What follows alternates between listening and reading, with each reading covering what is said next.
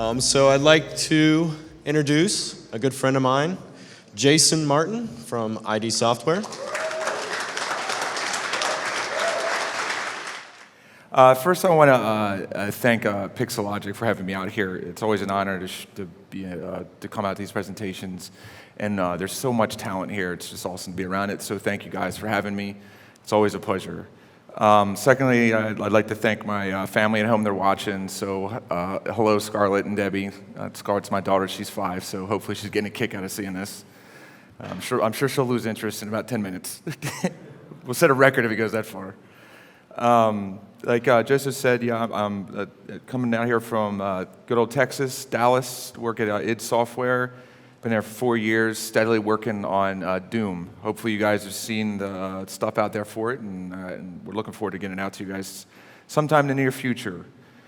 So when I come out of these presentations, I never really know what I want to do or what I want to cover or what something's going to evolve in. And at first, it seems like the first thing I always want to do never really comes to fruition. It ends up evolving to something else. And I've been doing so much like Doomish stuff at work and like monsters and creatures, which are all cool, but I wanted to take a different approach with this. And it's kind of interesting like what arose and what I felt to share today. Like I basically decided to make this little crab guy. I'll show you here. So, and there's a couple, let me thumb through these bad boys. So I decided to make this little crab fella here, front view, back view of him. Basically, I'm going to cover a lot to deal with fiber mesh and nanomesh. I'll touch on fiber mesh. 2 years ago, I did a thing on that. I don't want to, I'll cover it a little bit if we have time, but I'll say that for the end and see where we go. But the one thing I found that stood out when I started making this is I decided to use nanomesh for the ground because it's a very clever way of instancing geometry and make like sand and dirt. And whenever I was doing this, it kind of came into an idea of like when I started working with organics, I'm like, well, what if I duplicated the mesh and actually pushed in the subtool a little bit and then did nanomesh on top of it and have it breach the surface? And you're really able to get some really, really, really tight detail that an alpha wouldn't be able to support. And I think it's a really cool way to do this with the creatures. And this is the first time, to me, the sky's the limit with this. I have to, I want to test this on some other things. These were pretty simple, all these like tight details, some of them, I mean, they're in the actual sculpt, but they're also, sprinkled in on top of it to give it some surface. And I'll turn these on and off and show you in the Z tool and whatnot. But I thought it was pretty clever. Granted, it can get the scene heavy, but there's ways to optimize it. And of course, you can always collapse it down and then, collapse it, dynamesh, reproject, and keep the details that way. There's ways to keep it efficient.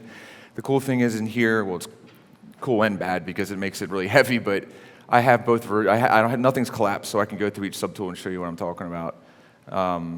And here's fun. I made this weird little mouth in there, but it's kind of goofy looking. But originally it's supposed to look like this. But the last second I decided to throw some human teeth in there for the heck of it. But so yeah, really my big major things I want to talk about is nanomesh, and I'll go through and masking. There's a lot of really cool ways into masking in ZBrush to do surface detailing. If I had more time, maybe next time I do a presentation or whatever like that, I really would like to cover poly painting. I've been focusing a lot on that lately. But I just didn't have, I ran out of time to paint this guy. So maybe another time. All right, let me see. I guess we'll just get into it. I think it's all my notes right here.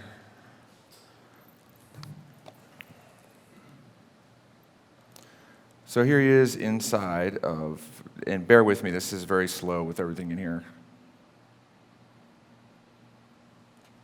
Well, I make that really slow. Let me start isolating some stuff out.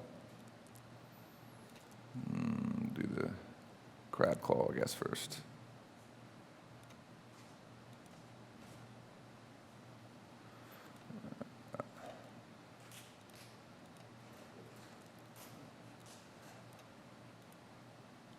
So as you can see, basically this is just a rough like sculpt here, blah, blah, blah.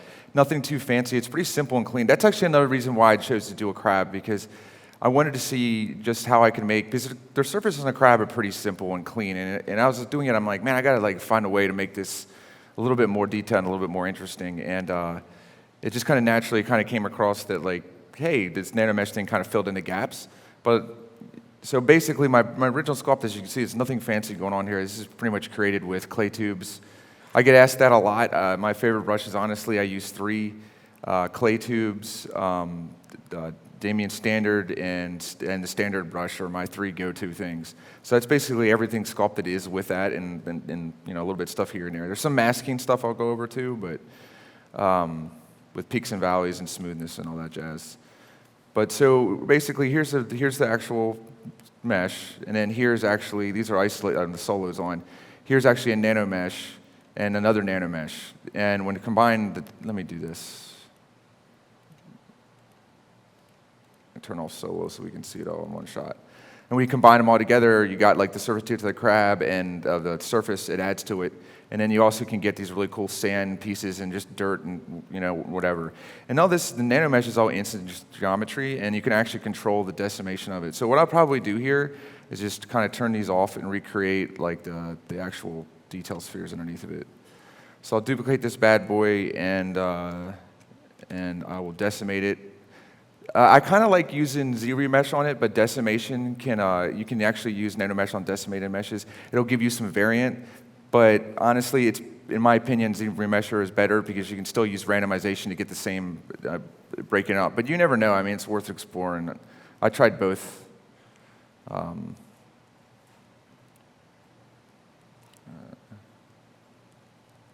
I usually decimate it before I, as you know, if you try to run ZBrush on a dense object, it doesn't like that too much.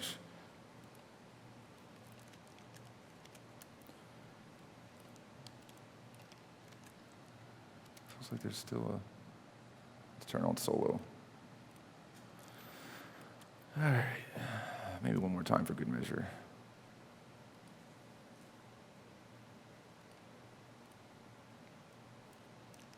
It's a little excessive, but it'll work.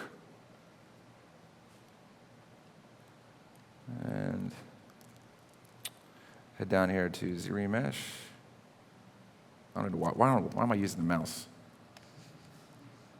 Actually, I'll tell you why I'm using the mouse.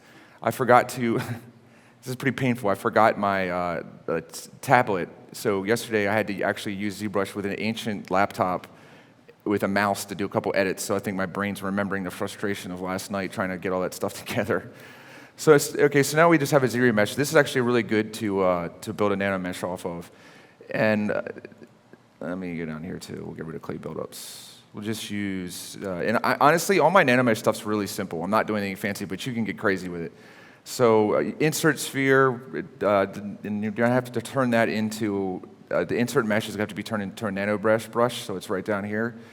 So now, it'll turn into a Zmodeler brush, which you can see right here, Zmodeler. So whenever you go over everything else and you hold on a second here. Shift and drag out, hold on.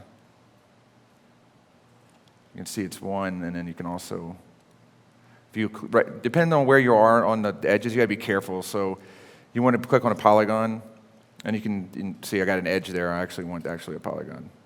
So all polygons, and I'll do bring out like this, all these beautiful instant spheres. Now, right now, like that's really heavy. So now it's a nanomesh, and like I'll turn on my turn off solo. You can probably see it poking excessively because it's so big you can't see. Well, actually, I need to deflate it. Actually, that's why. So that's my original mesh, and I got this underneath it. Right now, it's sitting on top of it, so it's encapsulated through things. So turn this on. Turn that off for speed. First, I'm going to actually edit this nanomesh. So this is creating an instance geometry of a sphere, which you can edit right here, so you can see all that. But when you go back to here, like it's kind of unnecessary to have that geometry to slow down your computer. This is really freaking cool that they have this here, because you can just go in here and be like, hey, let me decimate this down, and it'll snap back and update across the board. So I don't even need that much. I can even go more than that. Might be a little bit much, but I think we can work with that. And then once you hit edit mesh, boom, there it is. And it's a little bit faceted, but I think it'll prove its point. So now, okay, so we have that sitting on top, the other meshes underneath of it. We're gonna have to go down to to the deformation panel and do an inflate and deflate it down. Oh wait, I'm on solo, don't I not? No, I'm not. What's going on here?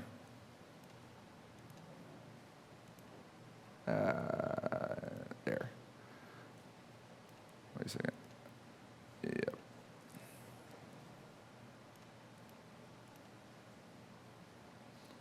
And deflate it down so it's poking through here.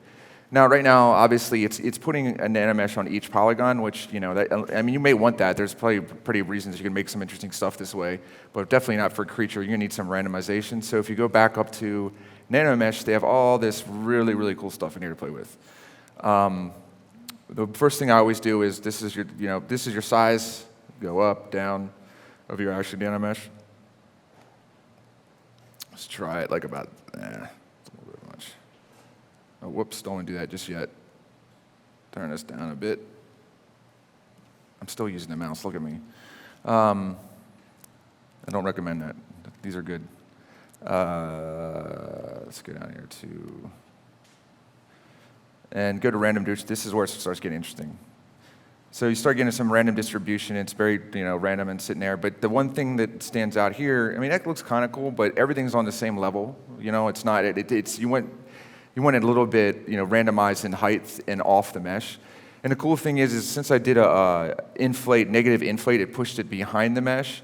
There's other ways to control that. You can I inflated a little bit to get it away from the top mesh, so if I do any edits, it's not going to crash through that geometry.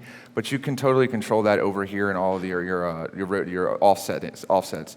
So one thing I really like to do is boost the Z offset, drastically, and you can see them disappearing because they're going up and down. But there's barely any. You're not going to really notice it until I start doing it here.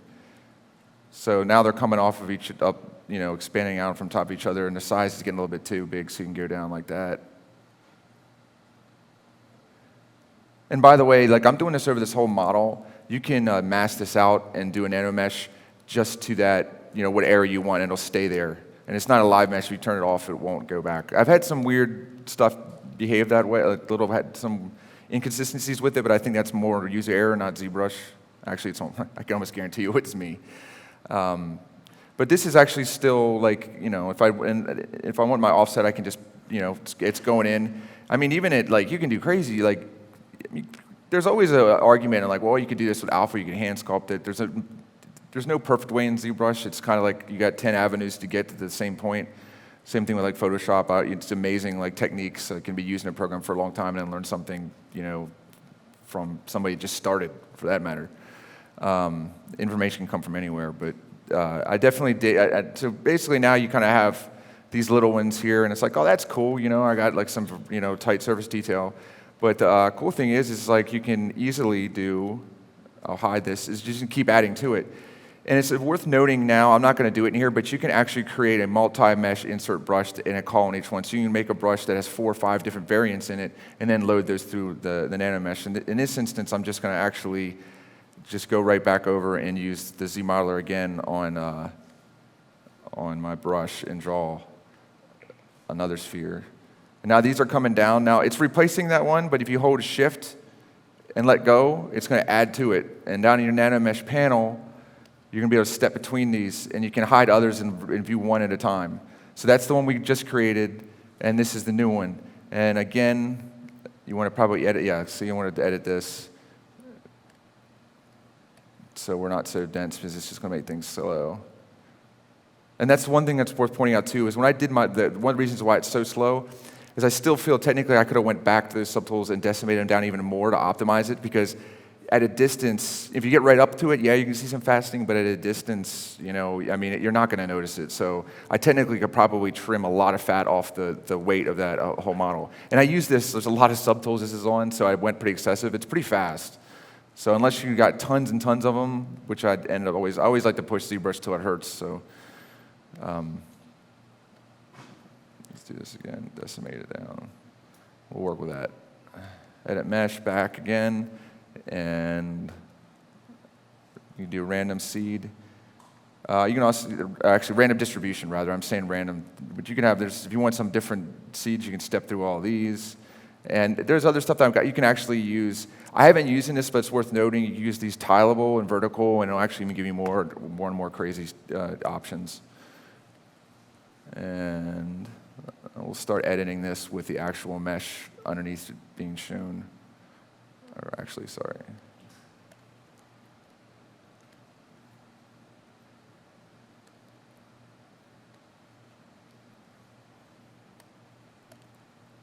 All right, and turn. Sorry, dude, they have a Windows key here I keep hitting all the time. I'm surprised I haven't brought it up yet. I have sloppy fingers. So let's go down here to, don't have it selected. There we go.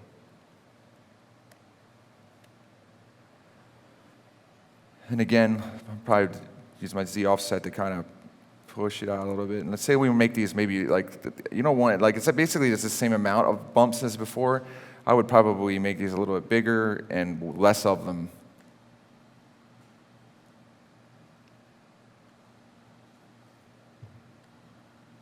And again, like I just realized why does this look all the same? It's because there's no variation. I can't tell you if doing this, the key to this is the Z offset and the variation. Because it actually, otherwise it looks it's just too much of a pattern, a repetitious pattern. When you start kicking up the variant in the Z, you can actually push these in here. And because I went bumps on this, I'm not gonna have time to step through each one I did, but I'll show you the ground. Like you can do way more than just this stuff, and I'll actually just show you real quick.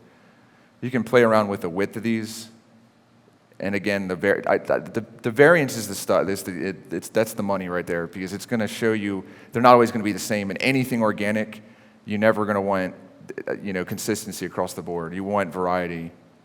That's what's going to sell it. But it's like height. I mean, dude, I can make a sea urchin. I mean, there's just a lot.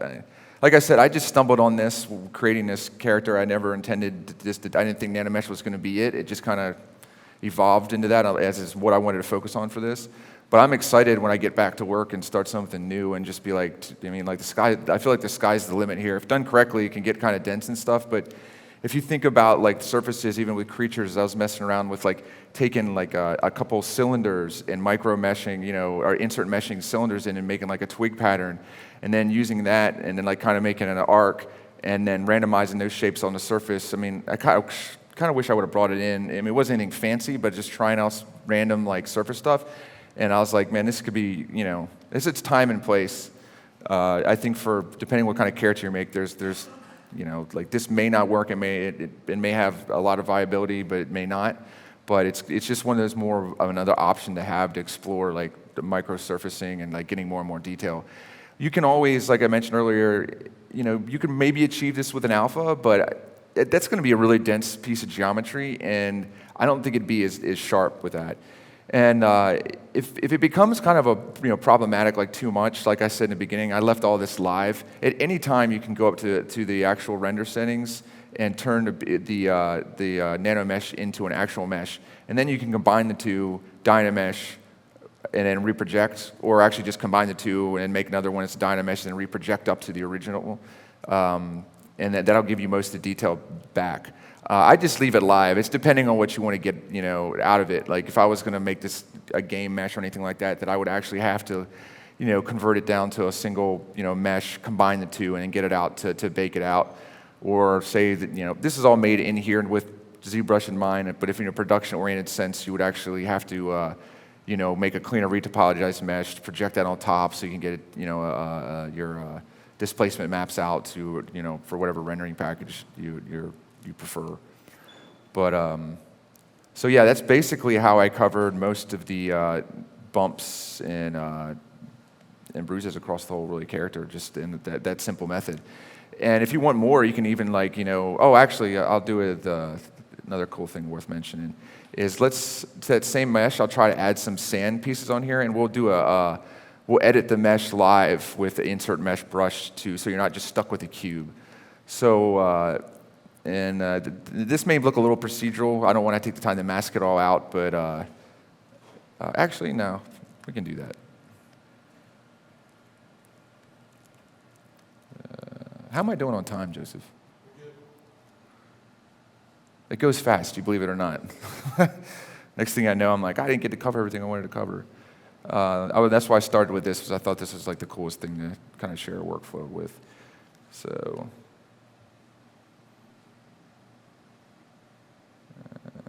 let's go back to solo this out.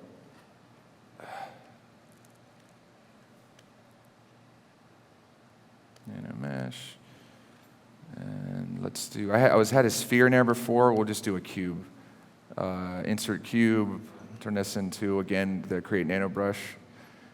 And like I mentioned earlier, you can easily make your own insert multi-mesh and then turn that into Nanomesh brush, and you have all those options as well. So I'll insert create NanoBrush, that's this bad boy. So again, I'm gonna pull this out, hold shift. Good enough, it's there.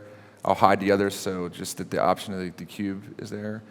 And this is now that looks really repetitive, but then you can start doing some X rotation, length, height, to get just a basic cube.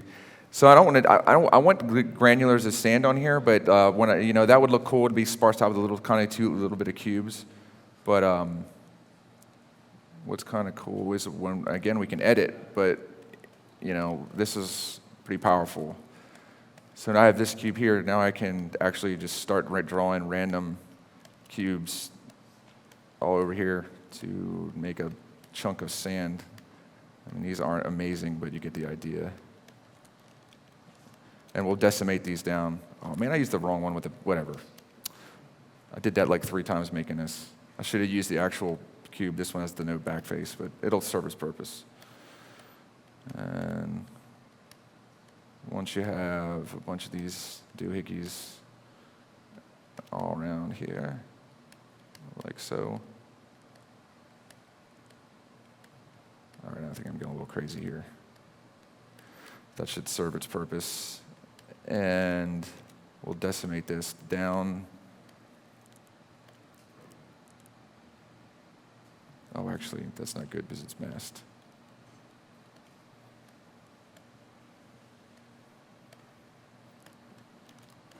Yeah, that'll do it for this. No, do not want that. Edit mesh. Okay, so now we have this whole thing on here, so it's a bit smaller. It's going to be all stretched out because it's maintaining the length and height changes I made earlier. The random seed. I mean, it just gets the coolest stuff. This looks like a couple pieces of gravel to me, like now, or like a stone or something with it being stretched out like that. So I'll try to get it back to normal as much as possible.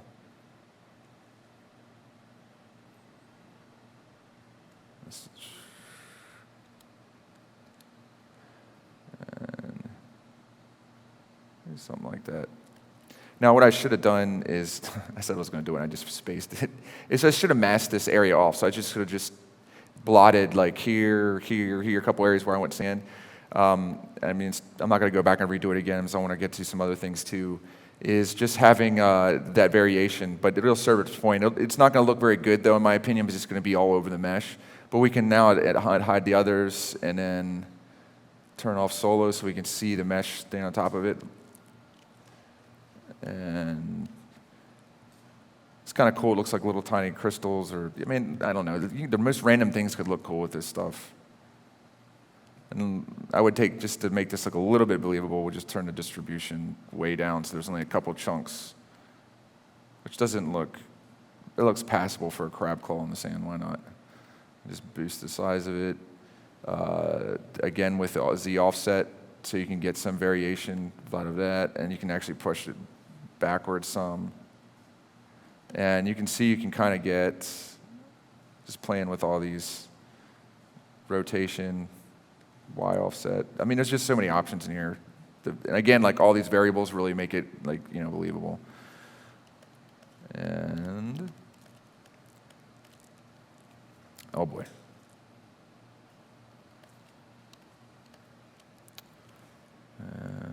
Let's try.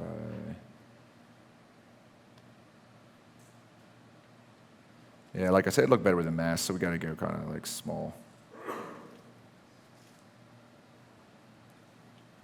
Anyhow, that's just a quick way to use Nanomesh as a detailing surface. I mean, there's, like I said, alphas always work. I generally don't use many alphas anymore. That doesn't mean they're not usable at all. Like I said, I usually use clay tubes, standard brush, and Damien standard to get most of my details and form and build up. I find that they give you a lot of detail and stuff like that. So what I'll move on to next here is, since I'll segue into a detailing, I have like a crab leg. Obviously, since it was a crab, there's no sense in making, I created a whole thing with Dynamesh, with a sphere, basically both sphere for the centerpiece, sphere for the legs. I'll unhide everything. That's...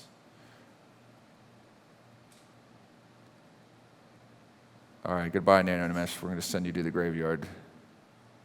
Oh, wait, that's actually a good one. Yeah, this guy's got to go.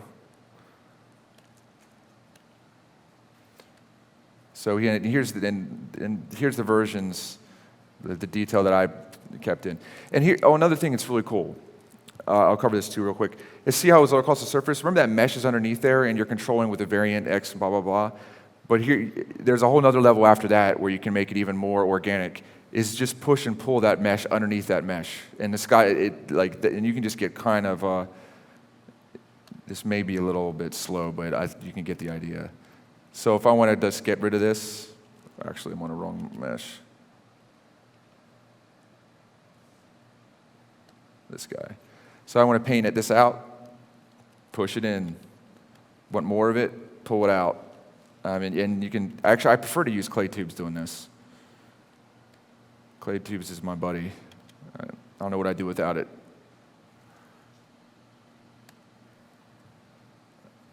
You can just kind of push it in, pull it out. Be like, I want this area smoother.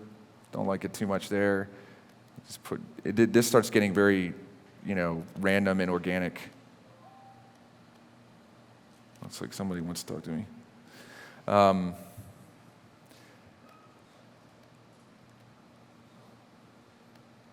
But yeah, so as you can see, there's a lot of options to create surface detail just with using Nanomesh. I thought I had a blast playing with this, and I'm really looking forward to see what I can do in future with other characters. You can push all that stuff in. So basically the entire, this whole thing was done this way. And even actually it's worth noting, see how tiny those are? I should probably, because this is slow, going back over to this guy and just isolating the solo so I can see it. I look at this Nanomesh that's bad optimization. I can edit that because it's still live. Again, right now going I don't really need that much. So I just pre-process it, decimate it down. Probably you might see a little faceting this close, but you're not going to see it when I render it because I'm not going to. Mostly it's this far away, and that just probably cut the speed down and and I did that throughout the model. This thing would probably run a lot smoother. And plus, I got a lot of fiber mesh shenanigans and stuff like that. But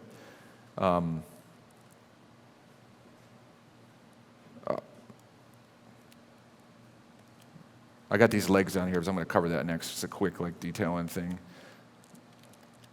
I mean, it even holds up that close, really. I mean, if I render, you're not going to see that. I just put a nice big square on those crab jaws.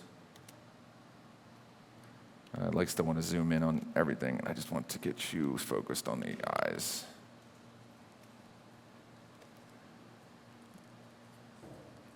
So yeah, and that same thing with the ground. I mean, it is the same exact thing. I just made a couple. It was all made with cubes and then edited live in the editor. So if I'll just in the Nanomesh editor, all these were started with a cube, and then I went to Nanomesh and started messing around and altering them and changing them. But these are all cubes. Maybe one was a sphere.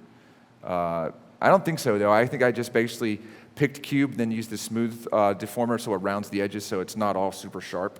It'll give you catch light a little better, and all this variation was just from a cube and messing around just in here.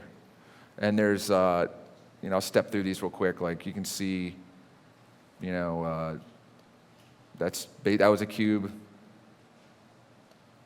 So I mean, just a little bit of whatever goes a long way.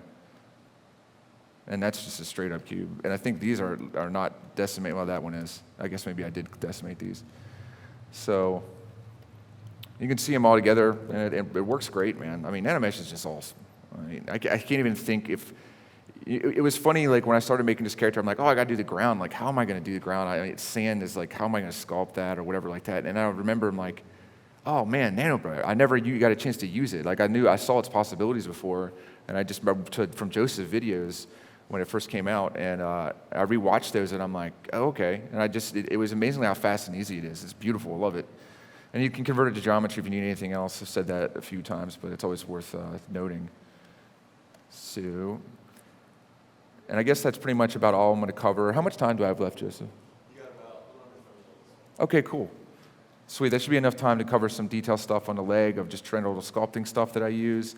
And we can touch on some like fiber mesh and basically I'll just do render settings and a fiber mesh and maybe some BPR stuff. So I have these legs saved out.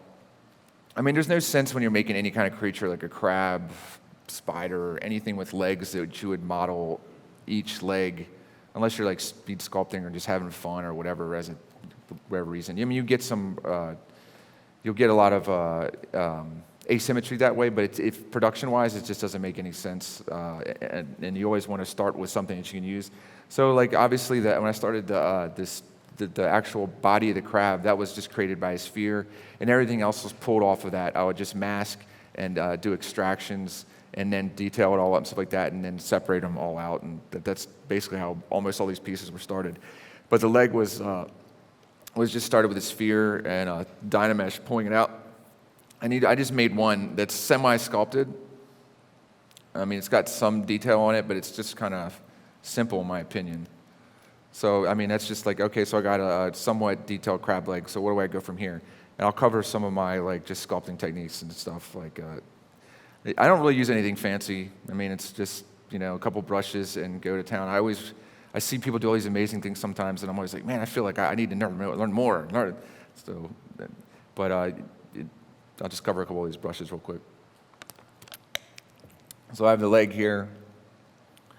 I'm going to smooth some of this stuff out. I don't really like all this stuff. Just clean this up a little bit. That's a little bit nodule. And this is one technique that I use this a lot with poly paint too, and it's really, really cool. Masking, when you get something like a little bit of detailed surface like this, there's some really cool features in masking to mask out areas that you can use for surface detailing it's for free, and you can build on it. The key is building on things. Like you use stuff that gets you some generated things, and you build on top of it with clay tubes, whatever, and that's how you actually can really get some really cool stuff. So peaks and valleys is just awesome. I render that. I'm like, oh, what could you do with that? I usually sharpen this, and you can go up and down the ranges in this, and it'll change drastically. I don't want too much on here, so I'm gonna mask this out, and turn it off, and clay tubes at a small setting, and that's even probably too much. Let's take it down to like 4. And just start slightly coming in. And I like to, when I use clay tubes with this, when I'm detailing out, I'm always holding Alt and out, and I'm randomly taking my finger off of Alt. So it's pushing and pulling and in and out at random times, just kind of have the surface more aberration to it. So you can start seeing like, wow, that mask is actually pulling up some weird, just changes and aberrations to the surface that you're getting for really quickly and not much effort. And like I said, I'm randomly pressing Alt to the whole thing. And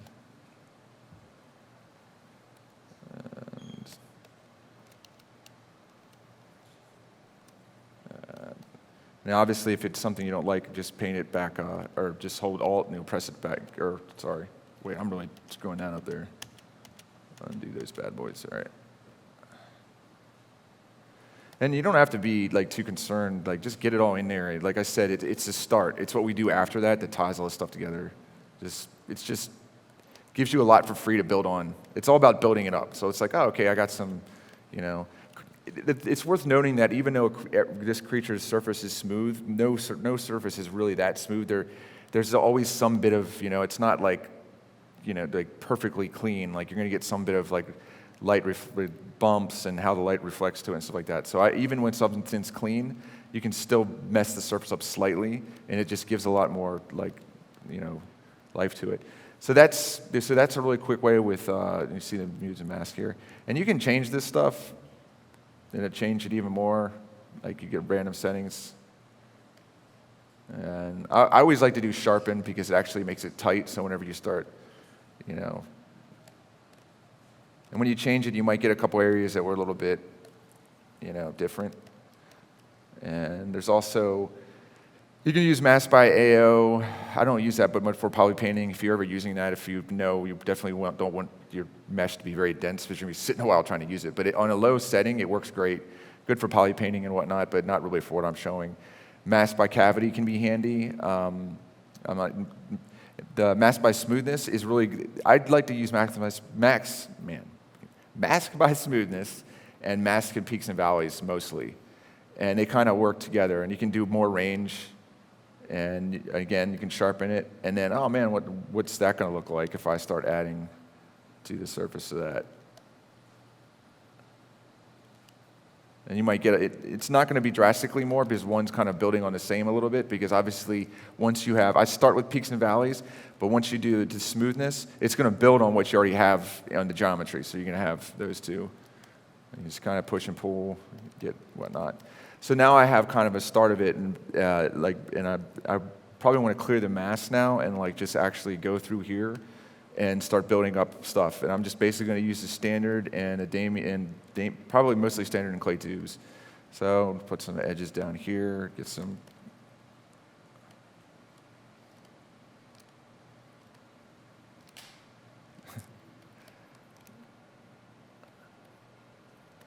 And all this stuff's loose, so right now let's start actually building out some of these features. Make it crab-like.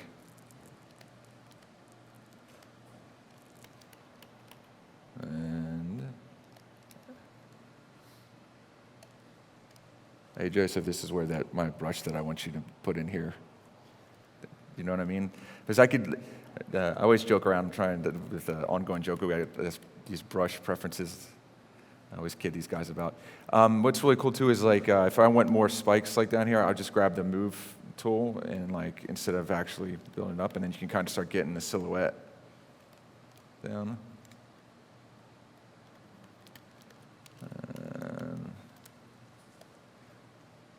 And I think it's important to note when you're sculpting is never be afraid to just if you break something, break it. You got to undo it, or sometimes just get happy accidents. Like, I don't stress. If I lose some of this detail that I made, I'll bring it back another way. I don't try to lose too much. Actually, this is probably a good time to divide this back up to the next level. Jason, can I interrupt? Sorry, real quick. Over here. Oh, hey, bud. All right, sorry. I just want to interrupt because I want to make sure there's 2 people missing for the final workshop, and I want to make sure you're not sitting in here.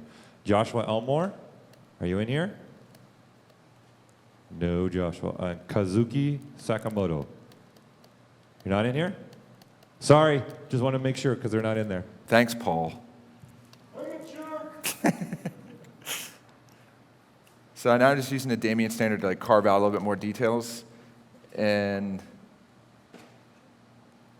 what actually inflate brush. I use this quite a bit too. If I can afford to, generally it becomes a nuisance because it's a lot of it. A lot of times I like to split these things out because I get anal about the fact that sometimes you can see that's one mesh when really it would be tucked underneath of it. And if it's something really big, I'll subtool it out. Like normally, in this case, this is all one leg, but it's possible, I may have made this another way where depending on what I need to do with it and how it's used, but for the sake of this, it's one piece. But you can always split these out in subtools.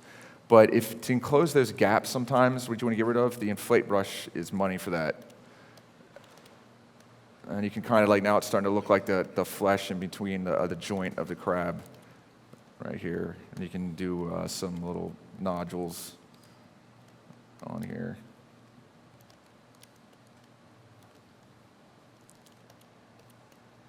And make that sharp. I don't want the focal distance down there. And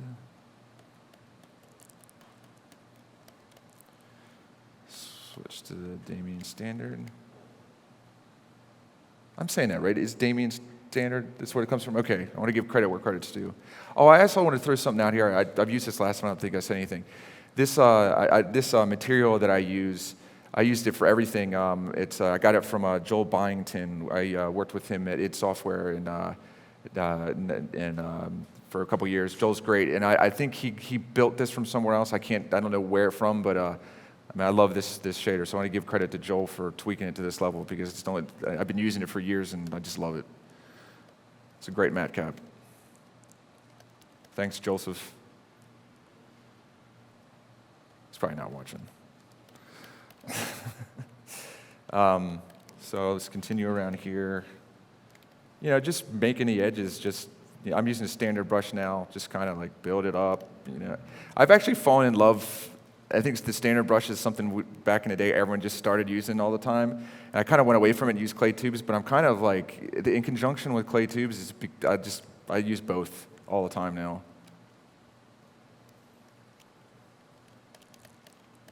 And like this whole edge down here, let's split this up a bit. Kind of like I did with the joint over here, but you don't want to actually see. It's kind of funny when I'm demoing this area just because in the crab, I did all this stuff into the legs, but at the end, like no matter which way you spin it, you don't even ever see it.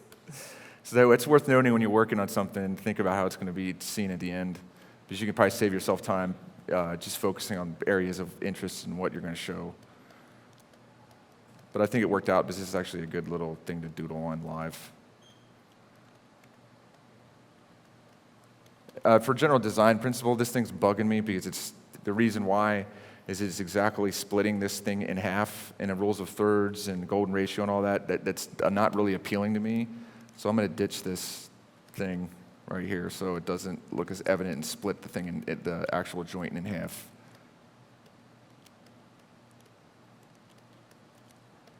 And maybe offset this a bit. And yeah. And let's go up here and diddle around with this thing. Sorry, I was just asking how much time I have because I was just about to interrupt you here in a minute. You got about 10 minutes left, so if you want to start getting some questions. Yeah, that's fine. Honestly, like the fiber mesh stuff I was going to touch on if I had the time. I don't think it's really anything more that I didn't cover like 2 years ago, so we can easily skip that. Like as I'm doodling around with this for the next couple of minutes, absolutely. If anybody has any questions, I'd be more than happy to. You got any questions in the crowd for Jason? Anything on Twitter, Tomas? Well, I don't really know that much, so. Silent. Aha, way in the back.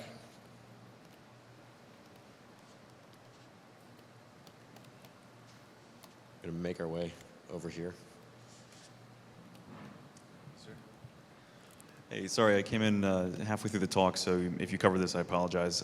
But the high frequency noise you got going on the exoskeleton of the crab, what techniques do you like to use to achieve that? And yeah, thanks. Just this right here, or the bigger, the Nanomesh, the claw?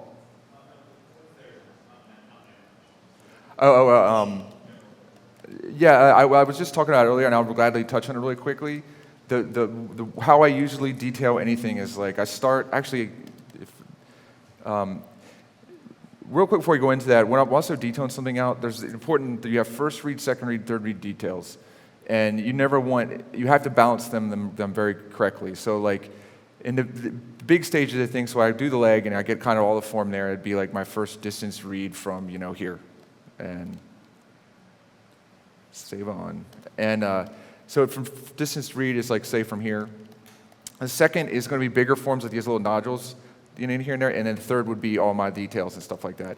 But you have to have they have to sing together. You can't all be the same level of volume, or else it'll be busy. You have to have rest areas, and I think that's the real challenge when creating creatures and stuff like that is having the balance of areas to go from one to the other.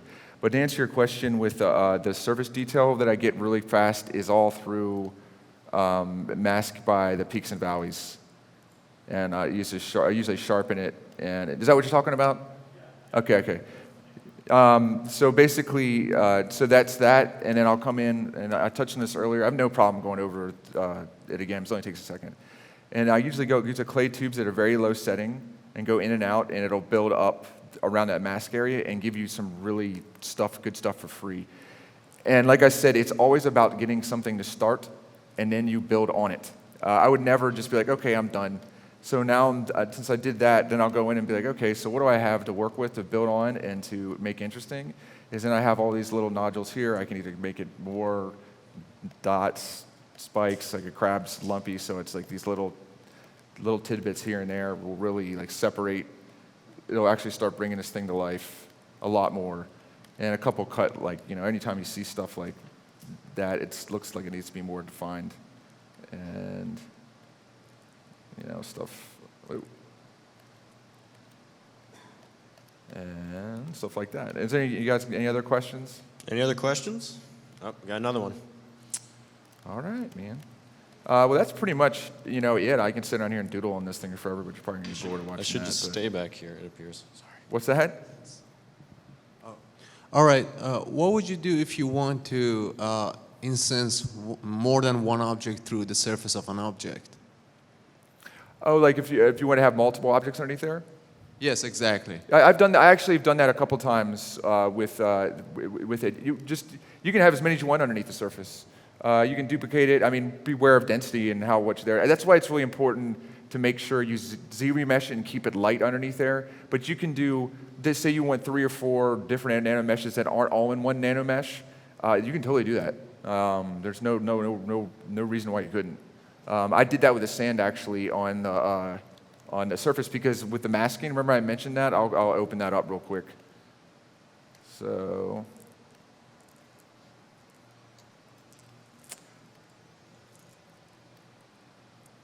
Oh, we have solo on, that's why.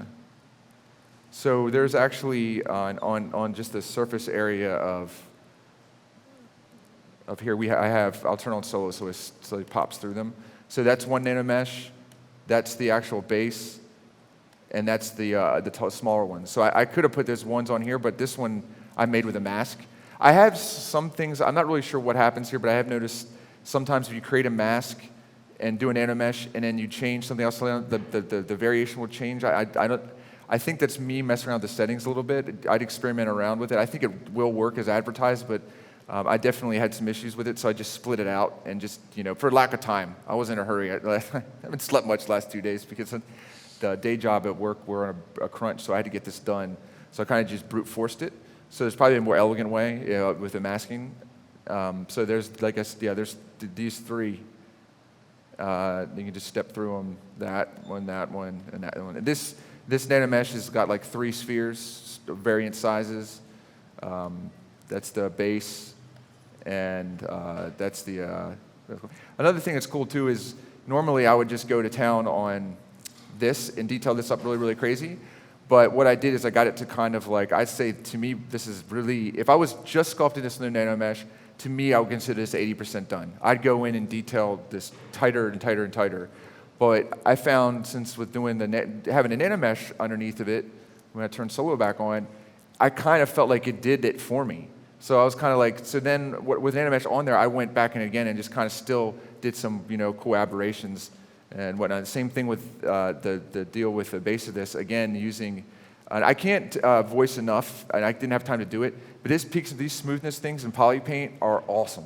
I use it all day long to get some light variant. Like I'll gradient up my model, and gradient's the most important in color, and get the nice, soft ranges of it in there. And then using these masks at low settings with a brush it's just excellent to. I mean, you can see like that's, if I did poly paint and that was a different color, that looks very natural. Like at a low, slight variation. You don't want to go like hardcore. I mean, maybe there's stuff like that. There is stuff like that in nature, I'm sure. So I got 2 more questions for you from Sure. online. First question: you said you had what matte cap do you have on there right now? I mentioned that earlier, and I got it from Joel Byington. I wish I had a way to link it to you, but I know he'd tell you too. I think he used a matte cap and he altered it. There was another matte cap, and sad to say, I cannot give credit to that individual. So You know what I can do though? Post this just because that person who originally made this deserves credit. I'll check with Joel and I'll see where he got it and I'll post it on my website, whoever made it. So whoever made the original one, I'm sorry I can't give you credit, but I know that Joel tweaked this to the color palette setting we have. And I mean, I've seen, there's a lot of them floating around that are similar. I've just always used this. It's my favorite one. I love using it. So hopefully whoever you are, I'll give you credit as soon as I can find that out. And we can put that on our Twitter feed as well to get that information to you guys. Next question. How are you going about combining the Nanomesh subtools? And if you were going to export this out for, say, like a game pipeline to generate normal maps, what would you do? Yes, exactly. And since I have this all live, all you can do is, there's a couple ways I'd cover that, is you can go up to your Nanomesh at any time. Let me pick a lighter one, please. No, let's go here, screw it. Let's see. So if you go up to the render settings, I think this is right. I haven't done this in a while, but you can convert this to geometry. Do you want me to show you an easier way? Yeah, I know this is somewhere I'm missing it. Where's that, bud? So go to the geometry tab. Is it in here? Go down. Oh, no, down sorry. There's two ways to do it. So way number one. I'll convert to BPR to Geo right here. And this BPR Geo button will take all your Nanomesh indexes and turn it into geometry. What would it be, all your subtools, or just what's just this what one? the Nanomesh is applied to this Yeah, mesh. so to answer the question online, what I would do is convert this BPR to Geo. There's a couple ways you could do it.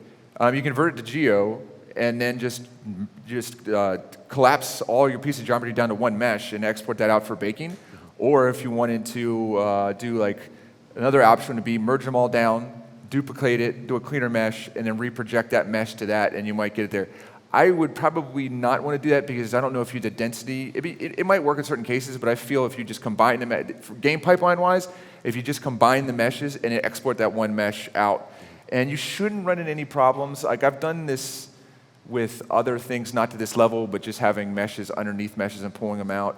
I do know that if I went too deep into the mesh, sometimes some normal map stuff might get funky. But I actually think isn't there a way to delete faces behind the mesh? Yeah, there is a way to do that, but I'm not going to be able to perform that right now. I'd have to research it. But you can delete the faces hidden underneath of it. Yeah. So that would help if you're whatever you're baking your maps out of. You might have some conflicts there. I know it can get squirrely in that. But these are so tiny that I doubt you'd run into problems baking it out if you collapse them and merge them. But yeah, so you can collapse and merge them, export it that way. Or turn to Geo, export them, and move them out. And they're not actually, let's just convert this real quick. I don't think it's going to be that bad. Yeah, the other way to convert too is actually underneath the Nanomesh tab. There is cool. Yeah, a that's way you what's can showing. do just single indexes of Nanomesh. So if you go down to the inventory way at the bottom, and down sweet. there, if you had them active, you could do one to mesh, which would take one of the Nanomesh indexes and turn it to real geometry, and then leave all the other indexes as Nanomesh geometry. So if you want to do one by one, you do that, and then if you do geometry, BPR to Geo, it's going to take all those indexes and turn them geometry. And of course, this is actually really dense. You can see it's 11 million, triangles. But honestly, if I'm not going to run that decimation on 11 million now. It's going to be boring to watch. But before I collapse that, if I would have taken that down even further, it wouldn't have been that big of it. It would have I could probably get half of that off of there by just decimating and cleaning, being more optimized with your Nanomesh. All right, so Hopefully time for one more question. Any in the audience? One more, this is last time. Jason Martin, sitting right here. Speak now or ever hold your peace. All right, well, thank you, Jason, for coming out. And we did cut him short on time. We took away 30 minutes of his presentation, so Yeah, I thought rushed him a little bit there. And thanks, guys, for putting up with me for an hour. Again, Pixelogic, thank you guys for having me. It's an honor. There's so many good I hope you guys got to watch everybody else's presentations out here. I was blown away. I mean, there's still a few that I missed, and I look forward to catching. You guys are going to get that out there, possibly? Yeah, they're all. You can replay all of them through live stream right now, and then we're working on getting them up actually to YouTube as well, so you'll be able to rewatch all the presentations. Yeah, I look forward to that. For As the soon as I get back to work next week, whenever they're available, I'm going to go through the ones I missed because there's just so many good people demoing up here. Yeah, definitely check them out. I'm sure you guys have. So I guess that's it, man. That's it. Cool, guys. Appreciate it. Thanks. Jason Martin, everybody.